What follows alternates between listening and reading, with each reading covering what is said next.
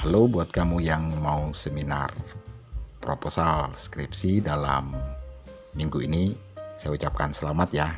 Nah, biar nggak galau terus ada bahan, nih saya buat 30 pertanyaan dalam seminar proposal yang mungkin ditanyakan oleh dosenmu.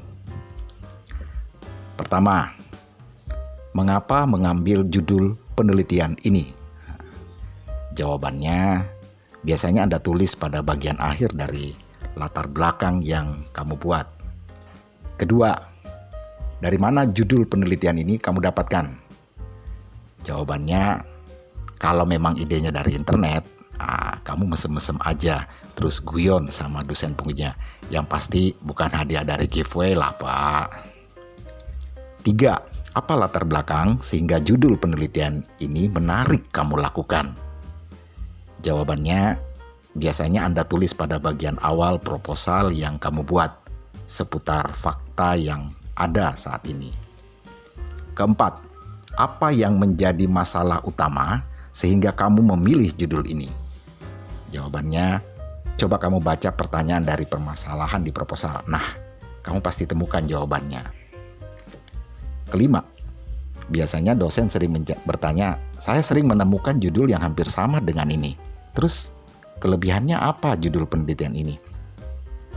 Kan hanya mirip, Pak, bukan persis sama, jadi pasti beda lah. Nah, kelebihannya nanti kalau saya sudah melakukan penelitian di lapangan, akan saya sebutkan, Pak.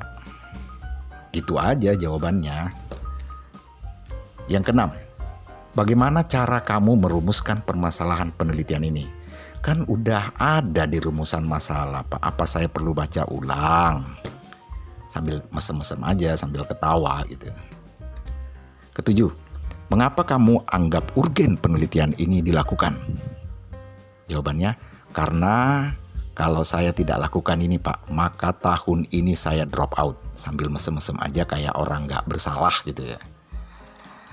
8. Coba sebutkan penelitian terdahulu yang sejenis dengan penelitian ini. Kamu jawab aja.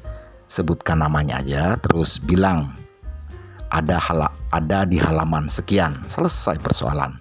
Biar pengujinya baca sendiri gitu ya. 9. Terus bedanya penelitian yang kamu lakukan di mana? Ya bedanya, Pak, karena dia duluan penelitian sedangkan saya baru mulai. Nah, nanti akan saya temukan bedanya. Kan belum turun lapangan mencari data. 10. Teori apa yang kamu pakai sebagai dasar penelitian ini?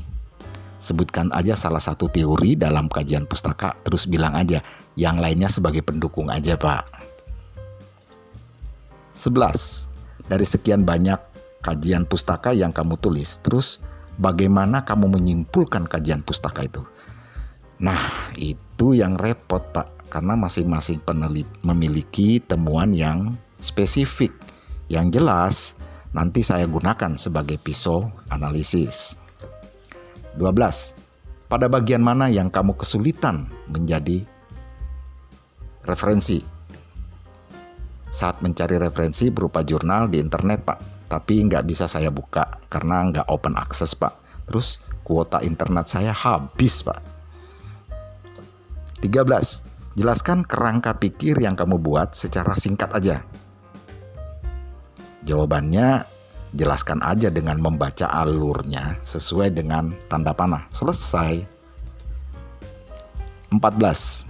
Mengapa hipotesis yang kamu tulis demikian? Coba jelaskan secara singkat.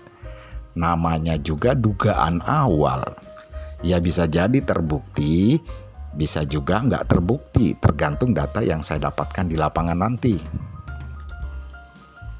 15. Kamu yakin bisa membuktikan hipotesis tersebut? Jawab aja, insya Allah nanti saya buktikan, saya seminar hasil, Pak. 16. Mengapa subjek itu yang kamu pilih?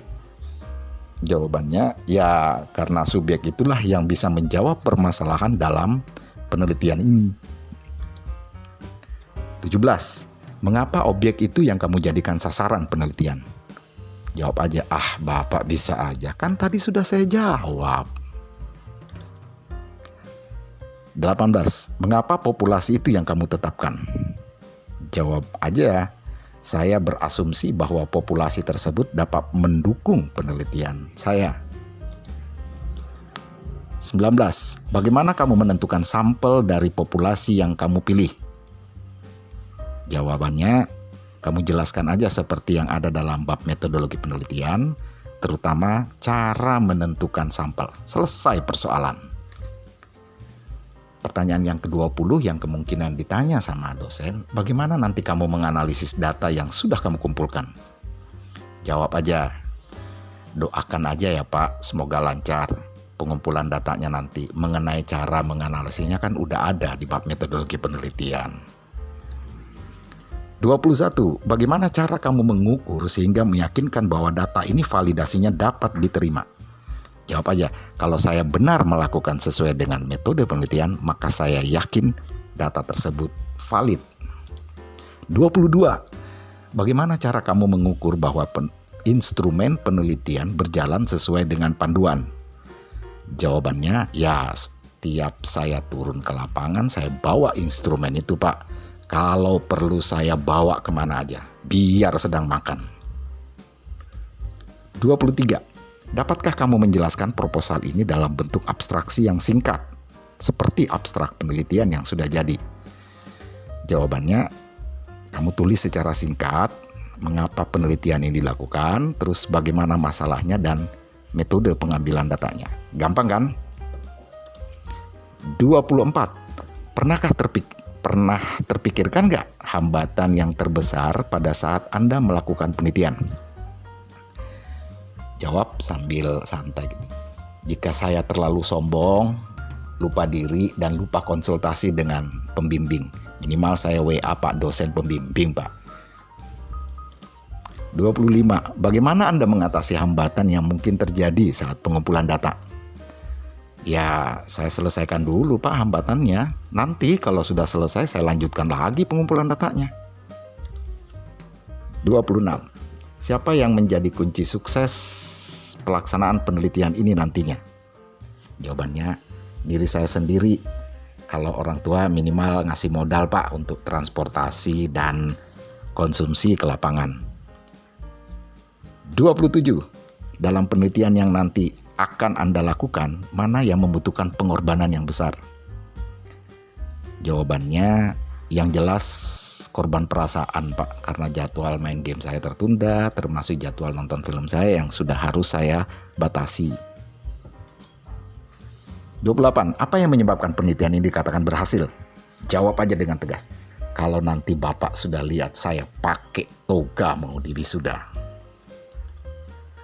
29. Bagaimana Anda mengukur bahwa penelitian ini berhasil? Jawab lagi dengan yakin. Kalau nanti ketua prodi menyuruh saya menjilid laporan skripsi saya, berarti penelitian ini berhasil. Nah, yang terakhir, biasanya ada juga tuh pertanyaannya, mau nggak ya pacar kamu nanti menerima saat kamu mencari data? Jawab aja, tunjukin wajah sedih. Maaf Pak, saya masih jomblo. Oke, itulah 30 pertanyaan yang mungkin terjadi dan mungkin juga nyeleneh dari pertanyaan itu. Tapi moga-moga ini bermanfaat dan selamat ya. Semoga dalam minggu ini Anda melakukan seminar proposal bisa sukses dan lancar sesuai dengan harapan kita. Sekian, Assalamualaikum warahmatullahi wabarakatuh.